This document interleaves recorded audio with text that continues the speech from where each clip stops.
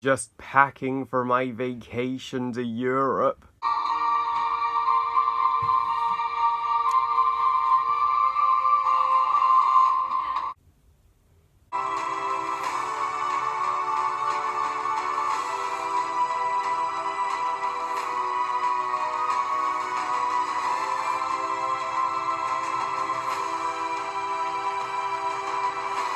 Spider-Man Far From Home, directed by John Watts, and is the 23rd MCU movie overall, as well as the third MCU movie to be released in 2019, and the 8th Spider-Man movie, a sequel to 2017's Homecoming and direct sequel to Avengers Endgame. So, Spider-Man Far From Home tells the story taking place after the events of Endgame, after Tony gave his life to defeat Thanos in Endgame, and Peter Parker slash Spider-Man, he's still grieving over the loss of Tony and doing his best to move on, as it's his responsibility to become the next Iron Man.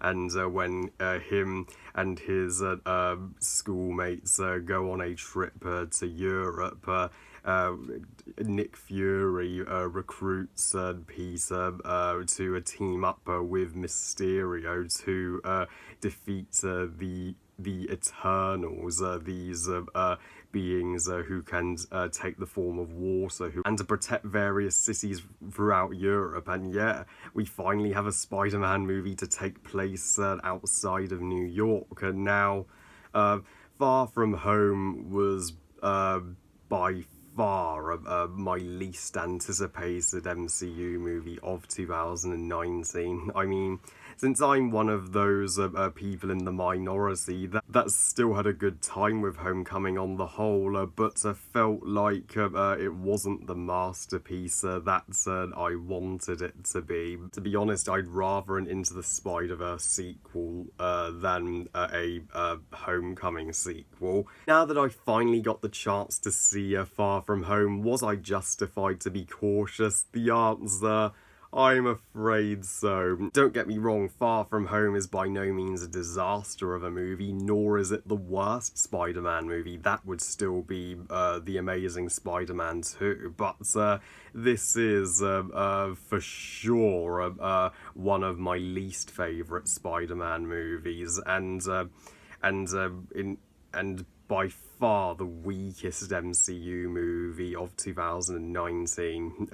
Yeah, when you compare Far From Home to superhero masterpieces like Captain Marvel and EndGame, Far From Home feels like a huge step backwards from them.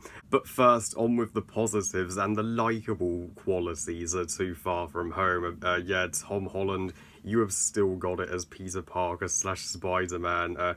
He is growing on me the more and more I see him in the role, and he is he's my close second favourite Spider-Man, second only, of course, to Tobey Maguire. But in this movie, I loved his emotional storyline of him of coming of age. Stepping up to be the following Iron Man after the death of his mentor and best friend Tony, and he has some heartfelt moments with Aunt May. Yeah, I have warmed up to the younger version of Aunt May now in the Tom Holland Spider-Man universe, and yeah, she is fabulous, and Zendaya, she is totally awesome as Mary Jane. She is, I would say, she is on par now with Kirsten Dunst as Mary Jane. Both actresses totally do this character justice, and Zendaya's Mary Jane, she is a far superior love interest to Liz from Spider-Man: Homecoming, and these two had had such a cute chemistry with one another, and she could she could spot that he was Spider-Man immediately. Isn't it kind of obvious? And yeah, and Jake Gyllenhaal. It is awesome that we finally get to see Jake Gyllenhaal cast in an MCU movie, and as Mysterio, he blows you away. Also, this movie does feel somewhat fresh from the other Spider-Man movies, being the first ever Spider-Man movie to finally go outside of New York and take place in Europe for a change. The parts in London especially were my favourite parts of the movie. As a Brit myself, I've always wanted Spider-Man to visit London, so if I spotted him swinging through London someday, I could get his autograph. I wish I could be more positive about Far From Home, but now let's get controversial and the parts of the review where you're all going to hate me by all of the bad and negatives that I saw in Far From Home. To me, this movie it just feels like an epilogue to Endgame. It's the plot is the most simplistic plot for an MCU movie, period. It doesn't, it feels more like a B storyline, you know, not the A storyline that's Captain Marvel and Endgame were. I wanted far more from the plot of Homecoming than just a Spider-Man and Mysterio, battling Eternals in Europe.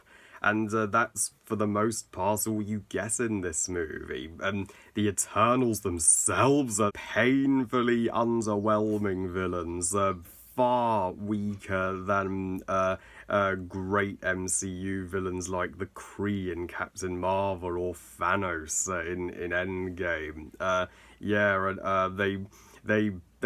They put no effort into the villain parts of this movie. So I come on, MCU. I thought you had taken notes and learnt that you need to up your game with your villains. Nick Fury in this movie, while I absolutely loved him in Captain Marvel, here he's just the Tony Stark replacement. I never felt a sense of friendship between him and Peter like I did with Peter and Tony. Even the action scenes came off as extremely uninspired and were just Spider-Man and Mysterio taking on Eternals that look like the river god in the Chronicles of Narnia, Prince Caspian. They're just forgettable action scenes that just favour style over substance entirely and have nothing epic about them. And also, the twist that Mysterio was the main antagonist of this movie all this time, that is a twist as predictable as the twist of Liz being the Vulture's daughter in Homecoming. Now you're bringing twist villains into the MCU, Disney. We're getting sick of all of your twist villains in your movies nowadays. In Homecoming's defense, at least that movie balanced the high school stuff with Peter and the epic action superhero movie stuff right. In Far From Home, the high school stuff was a total snooze fest, and Peter's friend, he wasn't. He was so unfunny and served no significant narrative purpose in this movie that I forgot to even mention him. The first act of this movie was a bore, in all honesty. One thing that Far From Home didn't need was Jon Favreau's character of Happy Hogan. I have hated this character right off the bat. I forgot to mention in my Endgame review that we do see Happy Hogan after Tony's funeral when he's with Tony and Pepper's daughter Morgan, and he's asking her, would you like the cheeseburger? I'm like, you get away from her, Mr. You are not replacing her father. But at least in Endgame, his screen time was sparing. But Happy Hogan has become a major character now in Far From Home, and his jokes were the cringiest jokes I've ever seen, especially as he's hitting on Aunt May, and I've especially disowned Jon Favreau for unnecessarily remaking my favourite Disney movie this month. Whenever Happy Hogan appeared on screen, I seriously just wanted to get Spider-Man powers, grab him in my web, and ask, how could you remake Lion King? And finally, this is the one MCU movie in 2019 to not have Captain Marvel. That's an automatic negative. But overall, I'm not hating on Far From Home, but it's one of the MCU's more forgettable and highly mediocre offerings, and it is indeed my least favourite MCU movie this year. It goes to show that the MCU has had its day at this point. I don't think it needed to continue after Endgame, and that shows here. I give Spider-Man Far From Home 2 stars out of 5 meh movie. Sure, the general consensus is not with me about this movie, as some are calling this one of the best Spider-Man movies of all time, and the comment section, it may be like, Harry, you're being too nitpicky. Well, if you all loved Far From Home far more than I did, that is totally awesome. Film is subjective. Well, I love you guys. Thank you for watching. I hope you guys enjoyed this review. And what do you think of Spider-Man Far From Home? And what is your favourite and least favourite MCU movie of 2019? Please comment and let me know. Please like this video and subscribe. Please follow me on Twitter and on Instagram. And I'll see you next time when I do my ranking of the Lion King songs, continuing Lion King month. And remember, movies are us. Bye, guys.